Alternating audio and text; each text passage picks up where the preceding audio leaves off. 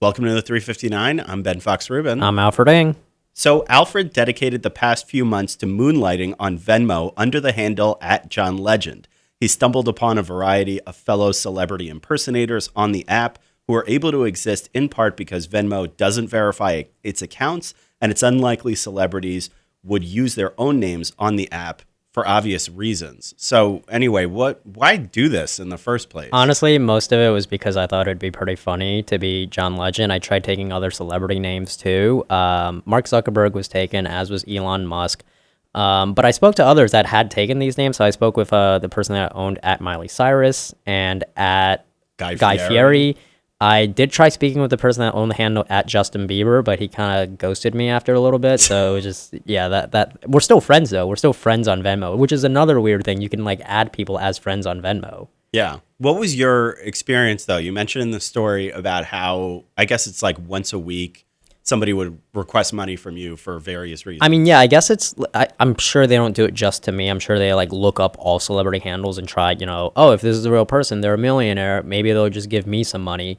10 millionaires respond to a request for like, $5. That's $50. And that's great. doing nothing. So, I would get requests every now and then basically saying like, hey, you're John Legend, please give me money. The saddest one, which I felt really bad about, was one, I could tell that they were definitely reaching out to a bunch of celebrities, basically saying, hey, we're trying to open up a children's hospital in Atlanta. Can you donate like $20 or something like that, with your vast net worth?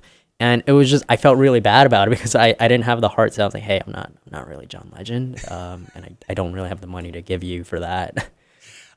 Really quickly too, you spoke with @Betsy DeVos, not the real Betsy DeVos, but after the Sean Spicer blow up, when people found his Venmo account, apparently this guy was absolutely flooded with requests and was like trolled so much that he had to close out his account. Yeah, right? so people did not like the new Secretary of Education. So he got like 200 requests, like an hour or something like that. And it was all like, hey, we don't like you. Please give me $100,000 for how you just screwed me over with my college tuition and things like that. Being a Venmo impersonator is not easy. Don't try this at home, folks. I just hope John Legend doesn't end up hated one day, and I get all these requests. Next up, China's ZTE, which is the fourth largest phone maker in the U.S., looks to be getting a reprieve from President Trump after the president's own Commerce Department imposed paralyzing bans against the company. Trump over the weekend said he'd work with China's government to help ZTE get back into business. Now, ZTE they mostly do budget phones, but this definitely, for anybody that actually has a ZTE phone, is probably pretty happy that the company is not just going to all of a sudden go belly up, which is positive for them. Yeah, so I've actually been following this for a while. If you're not familiar, ZTE suffered these sanctions because last year they settled a case with the Justice Department and the Commerce Department over selling U.S. equipment to countries like Iran and North Korea. This was like more than $1 billion in settlements. And then they were supposed to fire employees who were involved in it. And then when they didn't, the Commerce Department basically said, okay, you're violating our sanctions. We're going to cut off the U.S. market, which included like the Google Play Store. Qualcomm, which like powers all its phones, Dolby speakers. It basically meant that they couldn't make any more phones. Which is like really staggering. Yeah. Either way, I wanted to get to one last story. Our own Jessica Dulcourt said, Google seems to be trying a little too hard to make me friends with Google Assistant. Too late. Me and Google Assistant are actually getting married. But it does raise some interesting questions, I'd say, about whether we're getting a little too close to these voice assistants or they're trying to make them a little too much in the uncanny valley. Yeah, I have no problem with it. Either way, if you want to read more about these stories, check us out on CNET. I'm Ben Fox Rubin. I'm Alfred Ng. Thanks for listening.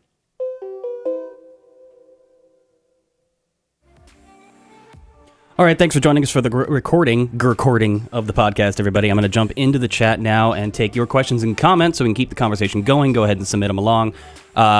This is great news for ZTE, needless to say. Well, potentially great news. Let's keep the lid on it.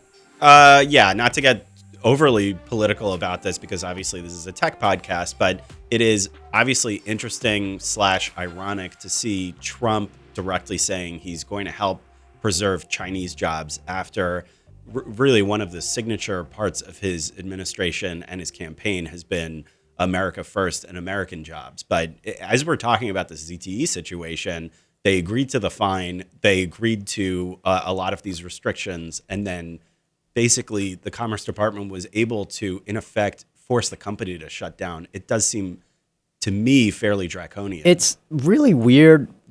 Like when I saw Trump's like tweet, it just didn't make that much sense to me, mostly because it kind of goes directly against not just the Commerce Department, but also every intelligence agency and the military in the U.S. Like you're not allowed to have a ZTE phone on a military base. The Department of Defense has like stopped like anybody from buying it, and like with several recommendations against it for like security concerns. So it not only is it in conflict with the Department of Commerce's actions, but now like every intelligence agency too, which like I don't understand where any of this is coming from. But yeah, the timing is definitely very interesting, and it's worth mentioning too. Our own Roger Chang has been writing all about this, and this comes at the same time that Huawei, another Chinese handset maker, was basically bounced from Best Buy stores too. So they're facing a lot more hurdles in the U.S. trying to sell to U.S. consumers. And we'll see what happens now after Trump tweeted about this, whether some of that is actually going to get relaxed, and consumers, from a consumer perspective, people are going to be able to get these options. Yeah, because a lot of Chinese officials have actually been lobbying U.S. U.S. officials about this. There's been reports that during the talks about the U.S.-China trade war that was going on with the sanctions, that this was like a topic that had come up multiple times. ZTE has spoken about that as well. When I wrote about this, when I reached out to the Commerce Department, they had basically said that usually in these cases, these sanctions, like that's it. You don't get to negotiate about it, but they've been making a special exception for ZTE. So there's been like more negotiations from that. I'd like to know what Venmo's @JohnLegend has to say about this. Can we talk to him for a second? I'll just turn on the Google Assistant and ask. Okay. Anyway, what sort of questions do we have coming in? Well, I mean, just on that front of the ZTE, there are plenty of consumer level consumers who are very interested in making sure that they can still get their hands on these because they are great discount phones. Yeah, and if you already have one, these Commerce Department bans meant that you wouldn't be able to get the newest Android patches or updates. Even if ZTE had created their own app store to rival the Google Play Store, it wouldn't be able to populate it with US apps, which is a lot of apps. So you could see why this was being described as like paralyzing from ZTE's perspective. Absolutely. Let's talk about Venmo. Imagine Sagi wants to know, wow, Alfred, was that legal? I mean, it's about as legal as somebody going on Twitter with the handle @JohnLegend1 or something like that. Sure. People impersonate celebrities all the time on social media. There was actually a scam going around on Twitter when Bitcoin was at its like big like selling point, where people would like make fake handles, pretend to be like Warren Buffett or Elon Musk, and like they tweet at people saying like, "Hey, I'm giving away free like Bitcoin, just like, send me some money, and then when it raises up, I'll send you money back." Yeah, obviously, but like that's them pretending to be celebrities as well. That is actually illegal. But did I read this correctly in your story though, that what you did was technically against Venmo's own policies? Yeah, so Venmo's policy is that you have to be accurate in who you represent yourself as. So the folks that I spoke with, like @Miley Cyrus, even though her handle was @Miley Cyrus, her photo was still like of her, and then the display name was like her actual name. Not everyone does that though. Elon Musk doesn't do Elon Musk doesn't do that. I don't do that. So it's not like Kanye West doesn't do that either. Did you get a chance to talk to Kanye West? I reached out to like every fake celebrity I could think of. Mm-hmm. Not all of them responded because they might actually be the real celebrity. They're really cool. Yep. Yeah. Mike Shaw wants to know, Alfred, there's a cop here. That's what all the questions are. They're expecting. Mike Shaw wants to know, but Alfred, can you sing? I can't. No, that is not in my wheelhouse. Okay, moving on to Google Assistant. Mike Shaw says, I love Google Assistant. I think it opens a door to the Star Trek computer could totally get that actress a voice. And then coming from Michael Brown, he says, back in 2016, there was a CNET video about Google's Google Now not being personal enough, or as personal as even Cortana or a Siri, finding that it's kind of contradictory that we're being critical of it right now. Let's remind you, like there are people here. Everybody's got an editorial opinion as long as it's staged that way. If we are going to ask the three of us in this room right now, I'm nervous about it just because it's not the fault of the technology. Of course, it's fascinating, wonderful technology to see it come this far. I'm more afraid of the humans that are going to abuse it. Yeah. And addressing Michael Brown, yeah, Jessica was looking at this more from like a personal column perspective, just to put a little bit more meat on her what she said, because we didn't get to this in the podcast itself. She writes, I don't need to be friends with my technology. I don't need to be greeted. I don't need it to greet me by name, wait for it to respond or pretend to know me. And you know, that's her own personal opinion. From having written a lot about voice assistants myself, a lot of these technology companies see it as a doorway to getting you more comfortable with using it and using it more often. But I can certainly understand what her perspective is here. What about you, Alfred? I mean, I have no problem with it trying to be more personal. I actually like it that way. But like I said, I can understand why some people might be uncomfortable by that. There are some aspects of it where I do wish, like, okay, that's pretty unnecessary. Like, you don't need to tell me good morning. Okay, I don't. Well, that's so basic, though. Really? Yeah. But I mean, maybe that's something that could be said for people who it's part of the child's regular ecosystem and teaching the child general interpersonal communication, pleasantries, greetings. And they're doing that. They're doing, If you know, it becomes habit, it becomes habit with robots and humans. I mean, that's more specific, like, for like an issue for me, though. Like I said, like, everyone has their own personal preference on this. I'm uncomfortable if somebody on the train says good morning to me. So, like, don't. Why would anybody on the train want to Exactly. talk to me? That comes ingrained from living in New York. Right. So using Amazon's voice assistant in my house a lot, one of the things that kind of bugs me, we're talking about, like, you know, how it could have a personality or whatever. I'll ask for something, she'll tell me the answer, and then I'll say thanks, because that's just like typical way of like talking to a person. That's what I've done my whole life. You just say thanks. And she doesn't respond ever because the mic is then off. Yeah. Right. But like, and what would be required from Amazon's perspective is to like keep the mic hot, hear you say thanks, and then just say you're welcome afterward. That's then a privacy issue that they probably don't want to wade into, but I just kind of feel like that makes it more obvious that I'm talking to a robot, and it would make it a little bit easier for me if it did say you're welcome sometimes. Wanting Amazon to leave like the microphone on to like so it can hear you say thanks is kind of like the person that, like, after they like say God bless you after you sneeze, they like wait for you to say thanks, like, you're welcome. Yeah.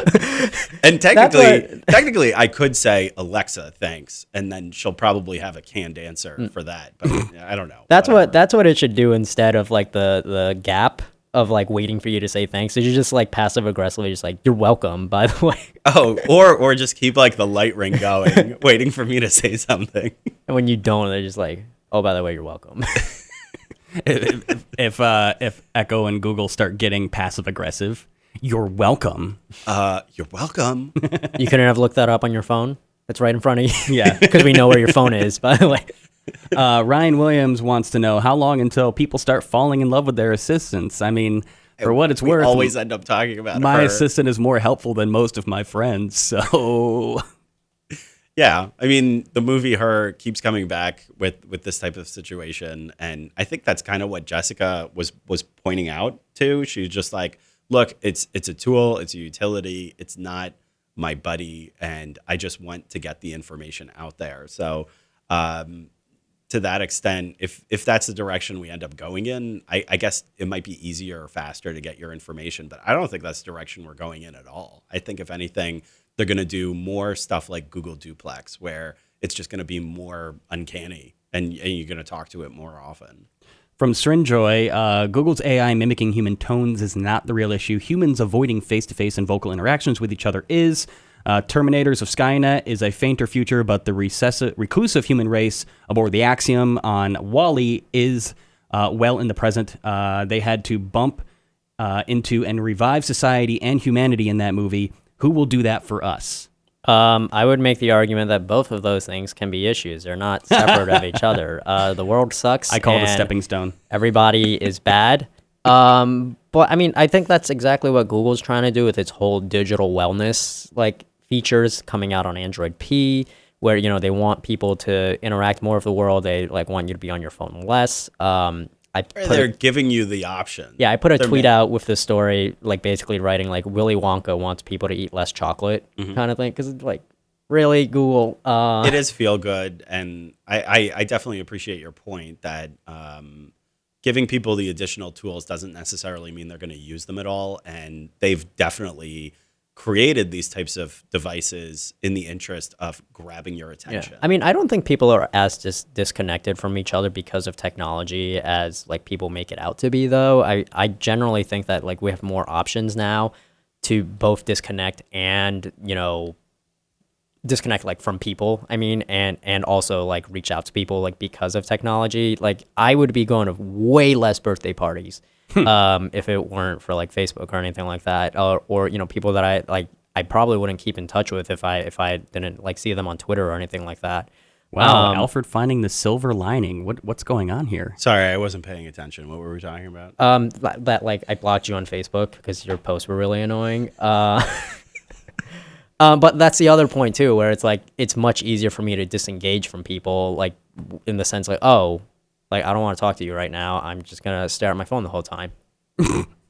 From Shane, like what he was doing. So it was on purpose. Here's some nice in the middle responses to this from Shane Thomas. Not quite sure why it's uncomfortable to talk to a digital assistant. If the end result is the same, does the journey matter? From Imagine Sagi, why is this such an issue? This is finally a real assistant where a computer can do the mundane task for you. Good job, Google. Mm-hmm. The other thing that's interesting from Google is that having spoken to their executives when we were at CES, they really view their assistant a little bit more broadly than Amazon does to a certain extent. Amazon's Alexa is very much like first a voice assistant. Google thinks of itself, Google Assistant, as like more of a digital assistant, where whether you're texting or voice, it's one or the other. And I feel like with texts, there's a lot less noise or a lot less personality. So if you don't really like that, maybe you're more likely to like text with it if you have an Android phone. So that's at least an option for somebody like Jessica if you just want your answer and you want to get on with your day. I just find it ironic. I got a text message this weekend, which was a very lovely message, and I appreciate it for the person who may or may not be watching this. But it was funny to think that they spoke to their Echo and said, text Brian, so that it would type a message to send to me. And it said text Brian first? It said sent from an Echo, which meant they spoke into the Echo. Oh, that's I didn't know kinda that. cool. And built a text message and sent it to me. I've got to try that. I still haven't used that feature. Why wouldn't you call? Oh, okay. To avoid I the was like continuing immediately conversation. I was immediately like, 'cause I wasn't aware of that feature. I've got to try that I want sometime. to send you a well wish or information, but I want to make sure that this conversation doesn't go anywhere. Yeah, pretty much. I mean, that's what I do when I text people. Like I texted like Happy Mother's Day yesterday, but like I didn't want to like continue the conversation. Oh my God. First of all, this You didn't call your mom? no, this is my girlfriend's mom. Oh. Oh, Jesus. Thank God. I called my mom. I really hope she's not watching. We're about like shooting daggers at you with our eyes, being like, you didn't call your mother. We don't have to shoot daggers. He's already a dead man. I'll say that I watched the movie Valerian this weekend, Valerian, City of a Thousand Planets. It sucked. But the entire thing was predicated on the back of them having a virtual assistant with them at all times. Has anyone seen this movie? No, No, but I it watched sounds her. cool. It's Luc Besson. What's his name? The guy who did Fifth Element, right? John The Cena. guy who did Fifth Element did a city with of 1,000 planets. It's essentially it was bad. if like the International Space Station spun out of control and planets from all over the place start aggregating there, and then of course there's a military.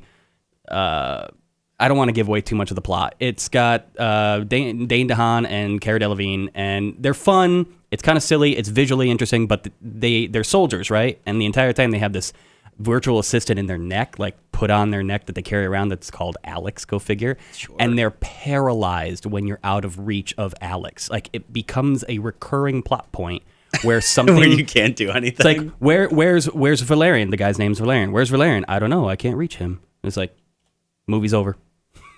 Like, it just comes to a screeching halt over and over. Every single time you can't reach Alex? Yeah. It was kind of like douchey, but it's like, oh my God, we're living that life. Yes. It's a little too close to home, I have to say, that if I leave my phone at home, which I haven't done in a long time, I feel like I would probably have the same situation.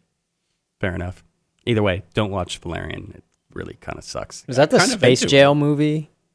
They're not in jail. Okay, because there is a Space Jail movie that I thought was really dumb, but Guardians of the Galaxy? Off topic. No. It was like they have a jail in outer space, and then like the president's daughter is like taking a tour of it, and then there's like a prison break or something like that. Yeah, and then that movie sounds awesome too. Was that Riddick? Hold on. Like the Vin that Diesel does sequel sound to like Pitch Riddick. Black? Yeah. Because they were in No, it's prison called or something. It's called Lockout. Oh, I don't know that. Yeah, it was really bad. The star is Guy Pearce. I do not know that one. It is at a really all. bad movie. I think this proves that I will watch any piece of sci-fi trash. Let's take one more question from Mike Shaw. Off topic, but maybe related. Once we get 5G, our phones will be in our glasses, and augmented reality will give us info about places and people around us. Useful, but maybe creepy. And we're already seeing a little of that leak in with what Google unveiled with their Maps AI at I/O last week. With the directions and essentially ad placement of businesses up in front of you if you're looking AR through Google Maps, trying to figure out where you're going. It's like, maybe you want to stop in for a coffee. Yeah, but like I'm not. So it's definitely a good point that Mike is making, but I'm not convinced that all this information is going to be on glasses on your face. If all the information is right there on your phone, is it really going to be that much harder to pull it out of your pocket? And that way you can have that information when you need it, remove it from your face when you don't want it to be there. And just, I don't know, having seen Google Glass and have it be like such a huge failure, I don't. Yeah, I don't think it'll be imagine- something that'll be on like all times. That doesn't really seem like really useful. I mean, like, you never know what the future is going to hold, so maybe we're totally wrong about this, and I can't wait to watch this podcast in 2050 and be like, ha, ha, ha.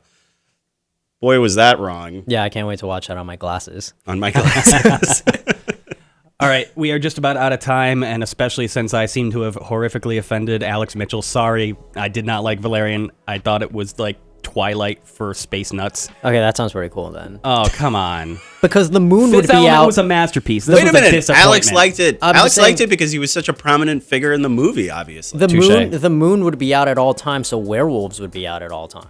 Oh, and then the no, sun would not also like be that. out. More like so just there'd be bad, no vampires. bad cliche soap opera acting. Okay, so And no they're mythical all wearing stuff in Google space. Glass. Anyways, it wasn't perfect. It could have been worse, I guess, but bye. All right, I guess I'll take us out. 359 Podcast is available on iTunes, TuneIn, Stitcher, FeedBurner, Google Play Music, the Amazon Echo, and of course, CNET.com. Thanks everybody for watching. We'll see you again tomorrow. Take care, everyone. Have a great night. Please send money to @JohnLegend.